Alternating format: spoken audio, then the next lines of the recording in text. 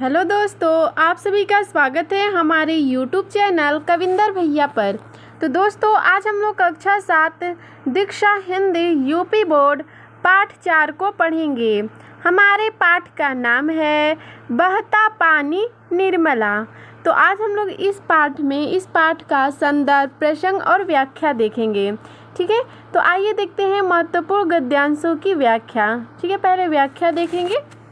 चलिए, यात्रा करने के कई तरीके हैं। एक तो यह कि आप सोच विचार कर निश्चय कर ले कि कहाँ जाना है, कब जाना है, कहाँ कहाँ घूमना है, कितना खर्च होगा। फिर उसी के अनुसार छुट्टी लीजिए, टिकट करवाइए, सीट या बर्थ बुक कीजिए, होटल डाक बंगले की सूचना देकर रिजर्व कराइए या भावी अतिथियों को खबर दीजिए और तब चल पड़िए। बल्कि तरीका तो यही एक है, क्योंकि यह व्यवस्थित तरीका है और इसमें मज़ा बिल्कुल नहीं है।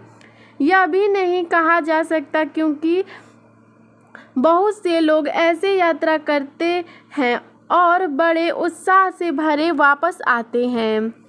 आगे देखते हैं।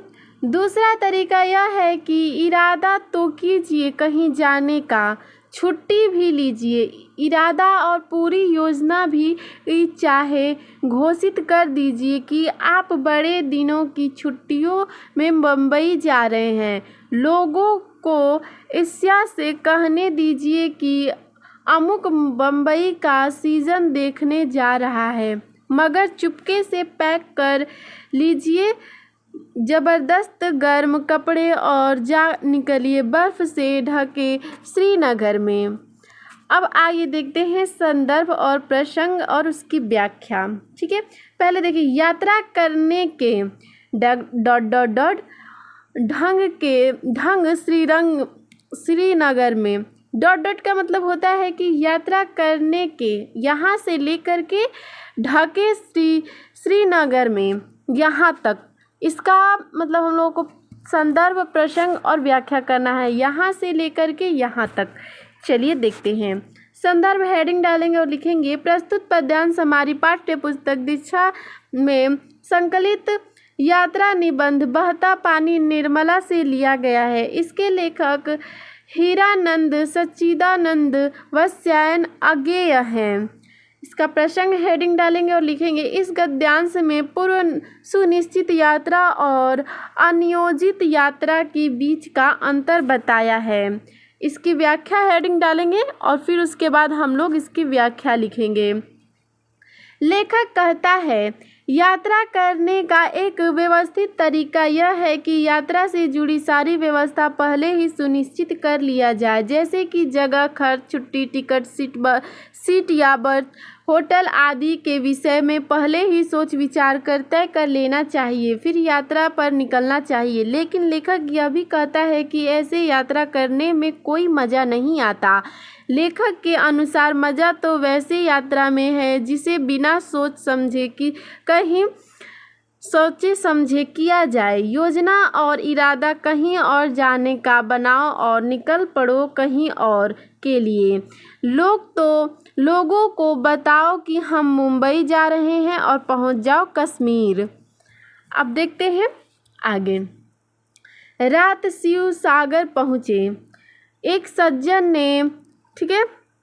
सज्जन ने ठहरने को जगह दी, भोजन विस्तार का प्रबंध भी हो गया और मन ही मन अपने को कोसा कि न नया दांत ब्रश लेने के लिए सोनारी निकले होते, न यह मुसीबत होती, क्योंकि इसकी ऐसी तत्कालीन ज़रूरत तो थी नहीं, न मोटर की डिब्बी का मामला ही इतना ज़रूरी था। लेकिन अब उपाय क्या था? यानी कि यहाँ से लेकर के यहाँ तक हमें संदर्भ, व्याख्या और प्रसंग करना चाहिए। तो दोस्तों, आपको हमेशा एक बात याद रखनी चाहिए कि संदर्भ जो होता है वो एक ही होता है, लेकिन उसकी व्याख्या और जो प्रसंग है वो बदलते रहते हैं। ठीक है, तो देखिए कि जैसा यहाँ हम देख सकते हैं, रात शिव सागर से लेकर के यहाँ उपाय क्या था, इसका हमें संदर्भ, प्रसंग और व्याख्या करना है। ठीक है, तो चलिए वैसे ही हेडिंग डालेंगे संदर्भ और लिखेंगे, प्रस्तुत पद्यांश हमारी पाठ्य पुस्तक दीक्षा में संकलित यात्रा निबंध बहता पानी निर्मला। बहता पानी यानी कि जो पाठ का नाम है उसे हम लोग इन्वर्टेड कामा में हमेशा लिखते हैं। ठीक है, तो आप ये बात याद रखिएगा कि इसे इन्वर्टेड कामा में ही लिखा जाता है। से लिया गया है। इसके लेखक, ठीक है, इसके लेखक हीरानंद सच्चिदानंद वात्स्यायन अज्ञेय हैं। ठीक है, अज्ञेय जी का पूरा नाम ही है हीरानंद सच्चिदानंद वात्स्यायन। अब प्रसंग देखते हैं। प्रस्तुत पद्यांश में लेखक हीरानंद सच्चिदानंद वात्स्यायन अज्ञेय ने अपने एक गलत निर्णय के कारण बाढ़ जैसी मुसीबत में फंस जाने का वर्णन किया है। आइए व्याख्या से जानते हैं। लेखक कहता है कि जैसे तैसे बाढ़ के पानी में डूबी सड़कों पर मोटरसाइकिल चलाते हुए वे गांव से रात को शिव सागर पहुँचे हैं। उन्हें ठहरने के लिए जगह, भोजन, बिस्तर आदि तो मिल जाता है लेकिन उनको अब वहाँ तब तक रुकना था जब तक कि बाढ़ का पानी उतर नहीं जाता। ऐसे में लेखक अपने उस गलत फैसले के लिए खुद को कोसते हैं कि न वह नया दांत ब्रश लेने के लिए सोनारी से निकलते, न यह मुसीबत होती, न तो ब्रश और न ही मोटर की डिबरी ठीक कराने की तत्कालीन ज़रूरत थी।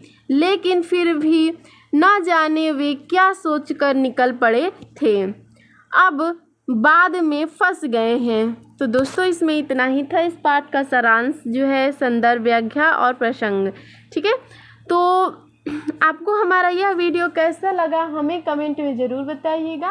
ठीक है, अगर आप और वीडियो देखना चाहते हैं तो डिस्क्रिप्शन में जाकर प्लेलिस्ट में सारे वीडियो देख सकते हैं।